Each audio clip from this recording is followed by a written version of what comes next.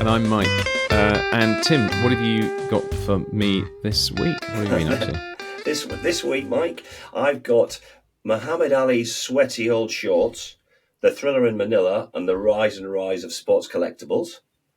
And 46 years after Simple Minds' first gig, is the next big thing pension age musicians. Did you pick up on sports collectibles because of O.J. Simpson this week? Because he died this week. He stole back some of his own collectibles, didn't he? That he said he owned, and he did. It wasn't because of that. Right. So I'll. It was actually the Muhammad Ali shorts that have been on auction this week at Sotheby's in the States.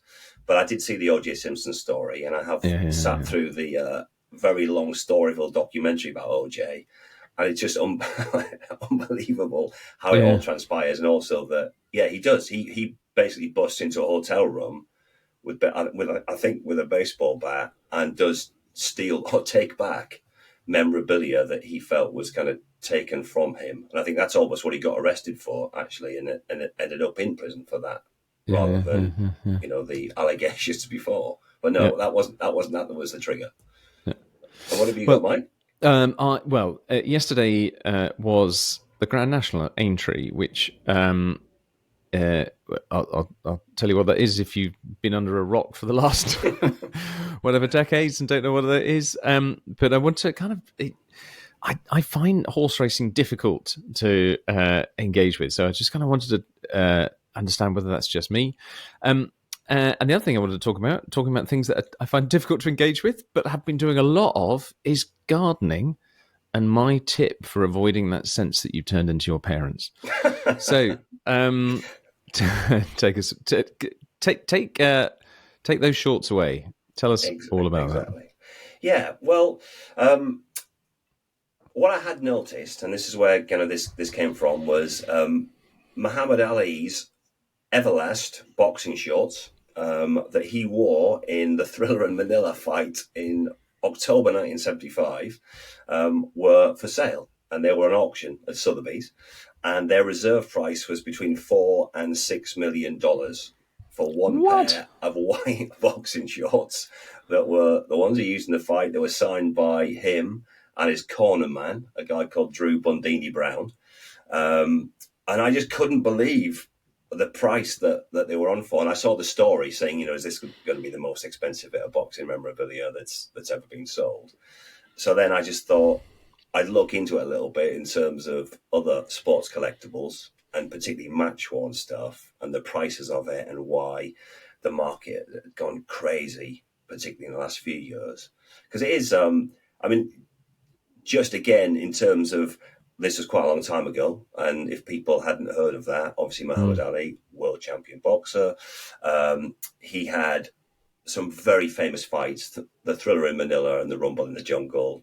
Thriller in Manila was a fight in the Philippines against Smoking Joe Frazier, as his third fight. And literally Smoking Joe Frazier. Yeah, did he come in with a kind of I'm sure he did come with dry ice. He was a frightening guy. And it was a very famous fight, and basically these shorts were kept by the cornerman. And what was kind of amazing about the story is, I think it said that this Drew Brown guy, he sold the shorts for $1,000 years ago. He kept quite a bit of Ali stuff from the fights that he was his cornerman in. And it said that these shorts had been sold 5 times, and they were sold in 2012 for $150,000. And now they were between $4 and $6 million. So literally a 4,000% increase from 2012. And then when you start looking into this world of, especially game-worn, match-worn sports stuff, the market is just unbelievable. And there's a real difference that clicked in the pandemic. But there's some strange maths in that, right? Because matches are being played all the time. And, Manchester City, arguably the best, club football team in the world, keep winning lots of things. They're now top of the Premier League as of this evening, and so and they keep churning out more and more memorabilia as a result of that. Yeah, but surely these things have a shelf life. They must, firstly, there's more and more of them, but also they must fade away in terms of their relevance and glory. Yeah, well, Maybe you think things like the Thriller and Manila is one of those things that will still be in the history books in 100 years' time. I don't know. Yeah. Yeah, they probably will. But what is amazing about it is the change post-pandemic. Because when you read about this stuff, it says that the massive shift in the pandemic was suddenly because people had loads of time, spare money, because they weren't spending on much of anything else. Interest rates were still really low, and people started getting nostalgic. I know that in the lockdown, I bought a 1974 Leeds United shirt with a number 4 on the back for Billy Bremner, because I love Admiral Sportswear, and I started watching old black and white YouTube videos of Leeds United, who were the first team I kind of liked when I was about 5 or 6. And I think this massive effect just changed this market totally. So you've got stuff like Jeff Hurst's, 1966 England shirt, his World Cup final shirt, where he scored a hat-trick, sold for 91 grand in the year 2000 or whatever. Pele's shirt that he wore in the 1970 World Cup final against Italy, a massively famous shirt, that sold for 157 grand, again in 2002.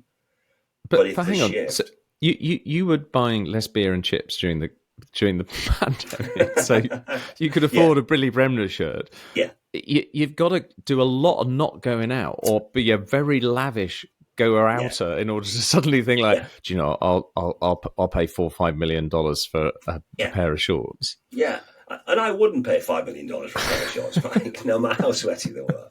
But yeah, like any market, it's stretched, and what happened is like the shorts, you mean? Yeah, exactly. But if you look at again Maradona's shirt. Again, Diego Maradona wore it in the quarterfinal in 1986 against England. Yeah, that was very stretchy. Yeah, exactly. And that went for £7 million in 2022. So again, after the pandemic, Michael Jordan's game-worn Chicago Bulls shirt from the NBA, the National Basketball Championships in the States, the first game of the finals in '98, which was featured on the Last Dance Netflix documentary about Michael Jordan. That was $10 million that shirt went for. And Lionel Messi's set of 6 complete Argentina shirts from the 2022 World Cup in Qatar went for $6 million. So the way it's accelerated massively.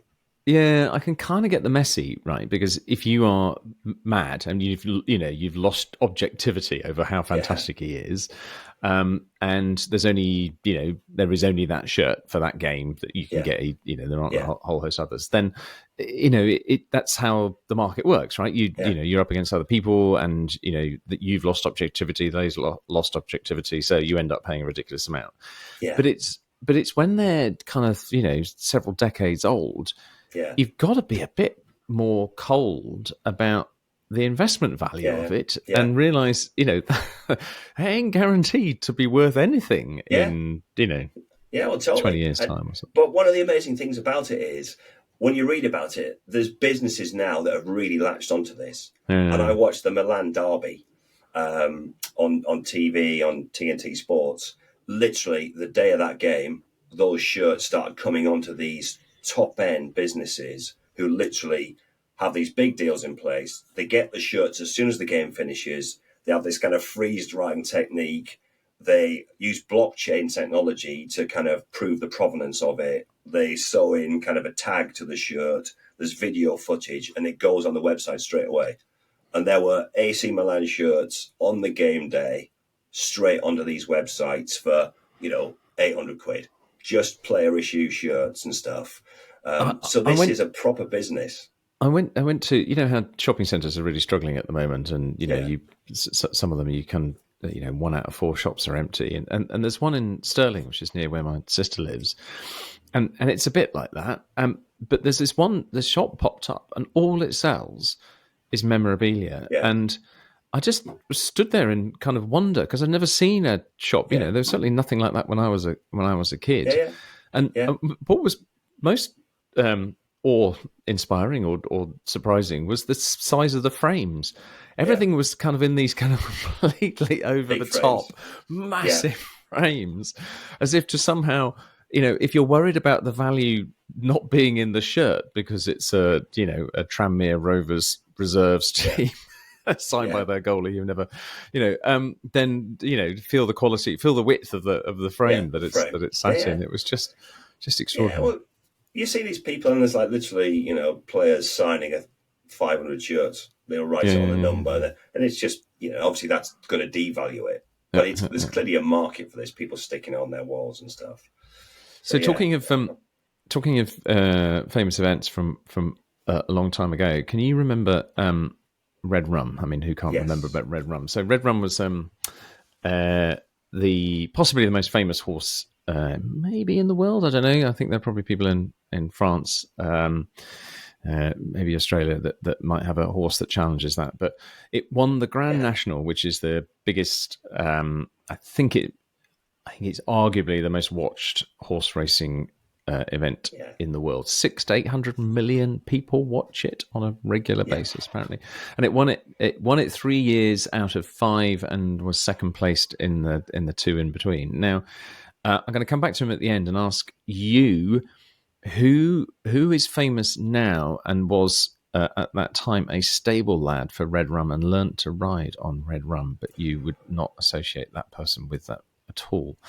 But so it was the Grand National on Saturday, and I've been horse racing only when somebody else paid. I kind of enjoyed it, and I can see how the Grand National is big, right? Because it's for those who don't know, it's what they call national hunt racing, where they're quite chunky, muscular horses, aren't they? They're not the sort of dainty, spindly leg race horses, and they jump over pretty big fences, and sometimes some horses die, I think, don't they? They get they break their legs so badly that they end up being put down. And there have been some wonderful stories of Aldeniti and Bob Champion. Aldeniti came back from injury, and Bob Champion came back from cancer. Still around, which is great. Yeah.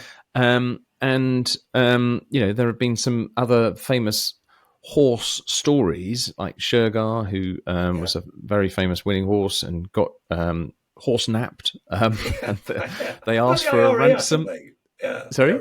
Was that the IRA who horse napped Shergar? It was in Ireland. I think, I don't know. I think there may have been supposed associations with terrorist activity, but it never re-emerged. They asked for a ransom, and then it wasn't paid, and nothing ever happened. But I struggle. I know it's a sort of negative story, really, but I don't know about you, but I've really struggled to engage with horse racing, and I'm trying to think why.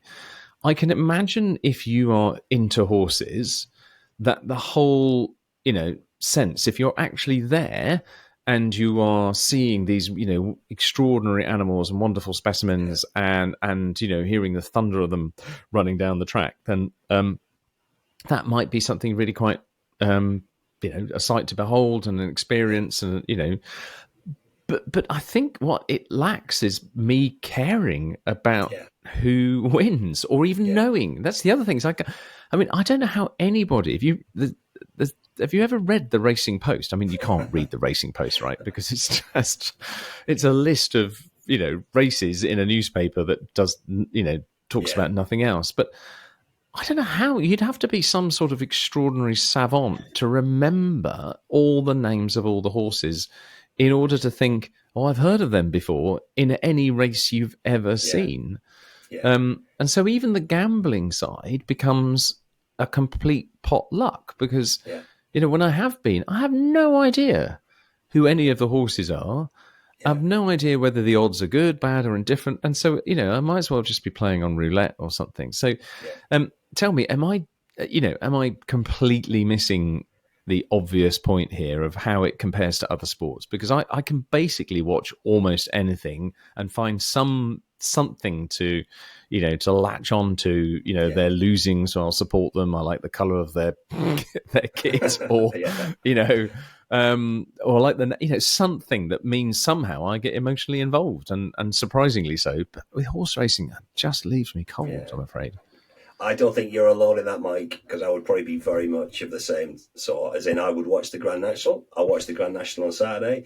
I had a little bet on a horse that fell quite early on. I think it's called Marla's Mission. I picked that one out because it had the nicest looking silks. Like the kit was like a nice light blue with stars. The Grand National, like you said, it's the biggest race in Britain because it's the one race that people who don't have any interest in racing follow. I suppose the other one you get is the Cheltenham Festival, but I think and the that's still Derby for start. and Yeah, the yeah, Epsom Derby, which I've been yeah. to. Yeah, yeah. But I wouldn't watch as someone who loves sport but doesn't love racing. I would watch the Grand National. I wouldn't watch the Cheltenham Festival, and I wouldn't watch the Derby. So the Grand National works because it's the one. It's a bit like the boat race or something, isn't it? It's one of the kind of jewel in the crown events in British sport that people watch even if they've got no clue. I've got no clue about racing. What I would say about racing is I've been a few times, like you, probably when I've been invited. The one thing I do remember is the noise. Literally going down by the finish line, being amazed by the sound of those horses coming.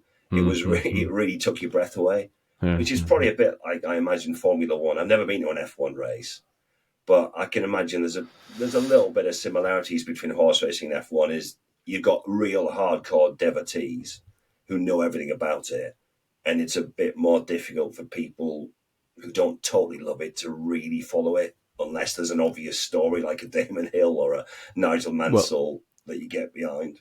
We should do Grand Prix at some time. I've got two mates actually who work in Formula One full time, and I've been to a Formula One race, and I mean, at least in horse racing, you know who's winning, right? In Formula One, if you're stood beside the track, A, your ears are bleeding, and B, you've got no idea who's winning because they're not actually, they're racing at different parts of the track, and all you're looking at is one corner, so it's quite difficult. No, I thought of the boat race too, because you're right. There's something about being brought up on, these are the events of the year that sort of punctuate the sporting calendar. The final at Wembley, the FA Cup was always the kind of jewel in the crown for me when I was growing up. I'd set aside the whole day.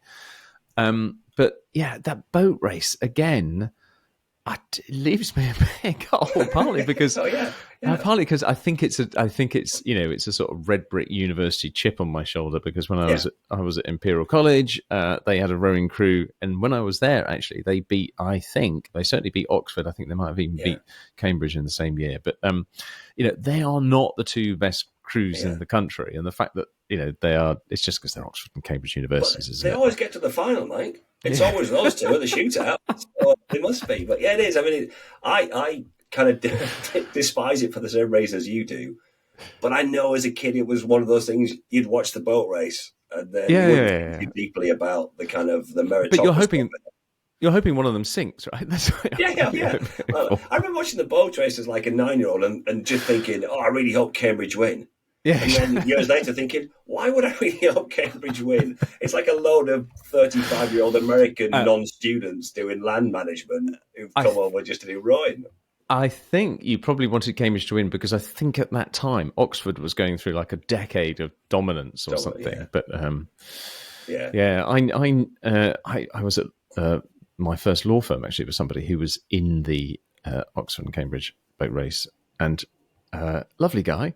But quite a sort of rowing type, just really earnest and just wanted to work out all the time.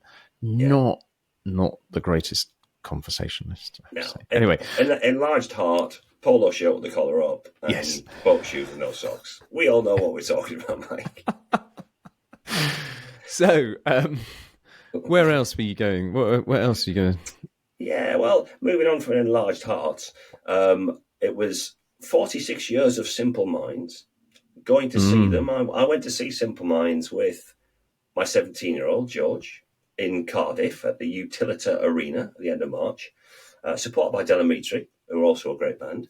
But it got me thinking about the audience. Simple Minds were great. I've seen Simple Minds 4 times or whatever, and they were probably better than they've ever been. Jim Kerr and Charlie Burchill, who are 2 of the original Simple Minds musicians and the songwriters, are 64 years old.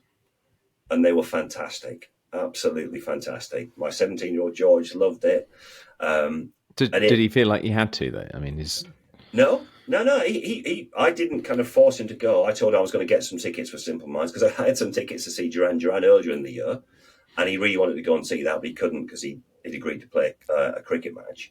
But no, he really wanted to go. I didn't expect him to go. He said, "I want to go." And we went, and he really enjoyed it. He's not been to a gig, so I think he was quite startled by how good it was, how loud it was, because it was very loud. I mean, the audience was all old. I've never seen so many bald heads at one place, kind of ever. I mean, George stood out because he had hair, and most people were, and that's the women, right? 50s. Yeah, exactly. Yeah. But it was amazing to look around. This is, a 7,000 and whatever seater arena, so quite a big gig. Yeah. But the vast, I mean, there were some younger people there, but the majority were older. But so they're selling out gigs. What worries me about older people gigs is that sort of slight sense of, because at the beginning it's going to be lift off, right? Because you hear the music's really loud and the lights are playing. They're usually playing in your face, aren't they? To kind of give you that sort of, we're about to shoot for the galaxy. And then some old wrinklies come on, and you think, is he going to make it through? Is he all right? It slightly takes the wind out of the sails of, this is gonna rock, doesn't it? Or is that? No, well, I would have said yes, but having seen Duran Duran quite a few times, and then fairly recently, and Simple Minds, and for anyone who's not familiar with what we're talking about bands who came out in the late 70s, who are still going decades and decades later. Simple Minds are a Glasgow band, post-punk era band. I say Jim Kerr, Charlie Birchall, originally a guy called Mike McNeil, Derek Fords, and Brian McGee, who have sold 60 million records, have never stopped playing, never stopped touring, never stopped making albums. But I suppose in a way now having a renaissance, because famously, Jim Kerr always says that they went through the real doldrums in the kind of 2000s, where they were playing very small venues, driving past places like the Utilita Arena or the Multipoint Arena in Cardiff, thinking we used to pack those out, and now we're off to somewhere small that isn't going to be packed out. But they've gone on a curve and they're back up. And I think musicians get better. So I do think, unlike, say, sport, it is something you can get better and better and better at. They were still energetic enough to do it and played for a couple of hours. I said I've seen them going back to 1989. Are they doing anything new? Is that it? Right. They're still making new albums. So they had a 2022 album, Direction of the Heart. Simple Minds I think they've made 20 studio albums and 4 or 5 live albums. So they're still going. But if you look around, there's so many of those bands from that era still going. Yeah. It's almost like the next big thing is the next big thing that was in 1979. Because literally, I mentioned Duran Duran, but you've got the Pet Shop Boys, you've got Level 42, you've got Soft Cell, you've got the Human League, you've got Echo and the Bunnymen. A lot of these bands from that period are still. Were you just looking right at your record collection? Is that what you? Well, kind of, yes, I was, but you got Itsy Bitsy, Teeny Weeny, Yellow Polka Dot. Unashamedly, it is my era, but. It is amazing that this started off as a joke. 15 years ago, you had these kind of 80s revival tours where there was 6 or 7 or 8 acts who'd come in and do 2 or 3 songs each. It was Paul Young, Howard Jones, Nick Kershaw, whatever. And it was a bit of a joke. It was stag do's, hen do's. They would go along and, it was a jokey laugh. But this isn't a jokey laugh anymore now. ABC have been touring a lot recently. And they are packing out venues of 2,000, 4,000, decent sized venues, making new music and, still having a hardcore audience. And that's what happened to a lot of these bands now. Again, it's probably a bit of this nostalgia effect from the pandemic is playing into it as well. Yeah.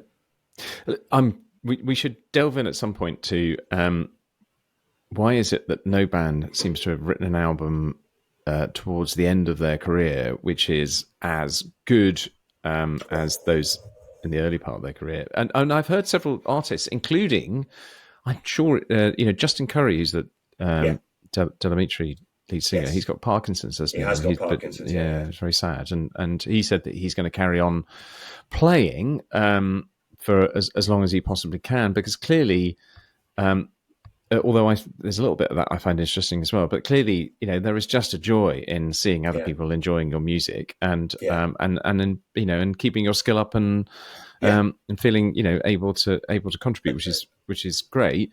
I wonder how bored they get of saying the same old songs over and over and over again. Yeah. But whether any of them feel that they can reach back up to the heights, or whether it's just something about you can't. Your audience has moved on, so you can't connect with the record buying, downloading audience these days. Yeah, but it's an arc, isn't it? I think it's hard to capture the fire you probably had on your first 2 or 3 albums because you are on that massive trajectory. But I think you go through a sort of back, and then you always don't care anymore. You just start making records because you want to make records. Duran Duran and Simple Minds have always made new music. They don't repackage greatest hits and just pump them out. Yeah. Duran Duran's Future Past album, to my mind, is as strong as most of their early albums. But it may just be your mind, though, I think. Because I didn't see it in the charts, but it still sold. It still sold pretty well. Right. So, just finally, then I don't want to talk for very long about gardening because actually my point is that gardening. I've always found gardening a bit of a turn off. So. Our garden, I've been doing a lot of it recently. Our garden is, or was rather, just a kind of grass strip for kids to run around on. I had a basketball net and a goal post, set a goal post at the other end, and a trampoline inevitably. And we thought we'd try and reclaim it. And we got howls of protest. Okay, let's change it into a swimming pool. Our garden's tiny; it would have to be a single lane, which frankly I could probably. Touch with my feet at one end and my hands at the other. But we just kind of push through it. And now we've done something which has got no grass and has got lots of plants. And so I've had to learn a lot about how to, kind of do the building stuff, which is fine, right? Because that's kind of just, power tools. Power tools and, down the DIY store. And I always put on it's like, you got any... Got 3x2, mate, and like, oh yeah, and I feel a little zip if I ever come out without having to go. Sorry, I don't understand that. I always feel a little, if I came out and they went like, yeah, I can get you that straight away. You think, good, great, I've got the lingo. But the garden centre thing, the actual buying of the plants, there's something about just having been dragged around garden centres by my parents, the smell of the place. Yeah. It just makes me think, have I given up? I don't, life is, it was always the most boring Sunday afternoon thing you could possibly do. Yeah. So, and you go there and, I'm still considerably dragging down the average age when I go to a garden centre.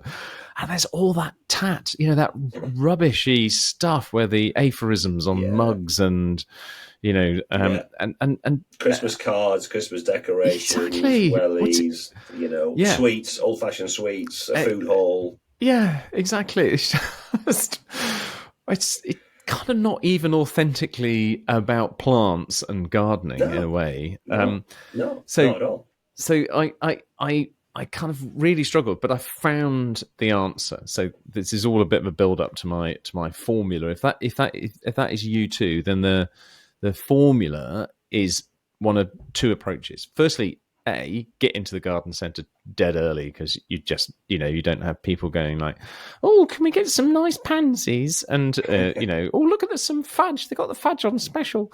And it's just, I need to get through. But the other thing is to find places that are actually trade but do retail. Yeah. I didn't realise they existed. But there's one near us that's been there, and we've been here 20 years, and I didn't know it was there. It is amazing. It's called the Palm Centre, and it's got palms you cannot put your arms around the trunk of. Palms, so it looks and like. Lord knows we've tried. It looks like the Caribbean. It's amazing, and these things are and huge ferns. ferns that grow to kind of 10 meters high and will live for hundreds of years, and they're from Tasmania. Like Some of triffids these kind things, of stuff. yeah, some of these things are ridiculously expensive, like thousands and thousands of pounds. But it's proper. There are people there in their landscape, branded gear, buying a load of stuff. And then you're at the other end of the problem, which is you're back to the, you're having to say, instead of saying, I'll have 5 of those, you're like, yeah, 5 off of the, your Dixonia Antarctica. And so you kind of, you feel a slight, gap in knowledge, and you feel like you're going to be shown like up. The dark web of the garden centre world, mate. You've gone from the kind of the front of house available scones and coffee, exactly, to the real hardcore, trade, proper plants. Yeah, but proper plants, proper botany, proper David Attenborough, more planet Earth. So it's getting, it's actually suddenly I'm thinking like, I'm finding this quite interesting actually. And, these plant varieties and how to grow them, it's quite sciencey, it's quite technical, it's quite challenging, it's quite, So, I'm turning into a boring gardener. When you people work who go to like Dobby's or whatever, it's like, that's not a garden centre. Exactly. It's a Disney World. It's a joke, mate. What you want to get to the palm house or wherever it is. Get something that'll have your leg off. Anywhere that sells a weather vane, it's not. Well, I hate gardening, right? My parents love gardening. I really don't like gardening. I have no interest in the garden at all. I quite like the look of a nice cut lawn, but other than that, I literally have no interest at all. I've been to garden centres loads. I think garden centres are amazing, because they are like a destination centre now for like the over 60s. Yep. So it's become, instead of wandering down the high street, going to Debenhams, Bins and BHS are all closing down, these people now go to garden centres. Yep. And it's usually not for anything to do with the garden. They'll go and they'll say, buy Christmas decorations, really go. I mean, the restaurants in these places are massive. You go to a garden centre, it is 40% restaurant. And the restaurant is packed, and it's people eating scones, and I like that. I love a scone and a coffee. Yeah, so for me, a garden centre, fine. I'll go and have something to eat. But it's amazing what they sell. As you said, like these JML products that clean your pan off or do something like, or help you wash the car or something like that. And then there's a tiny bit over there that's plants and forks and spades and stuff like that hardcore garden people want. Yeah. But they're so popular. Yep. They are always full. I'm amazed by it. Brilliant. Right.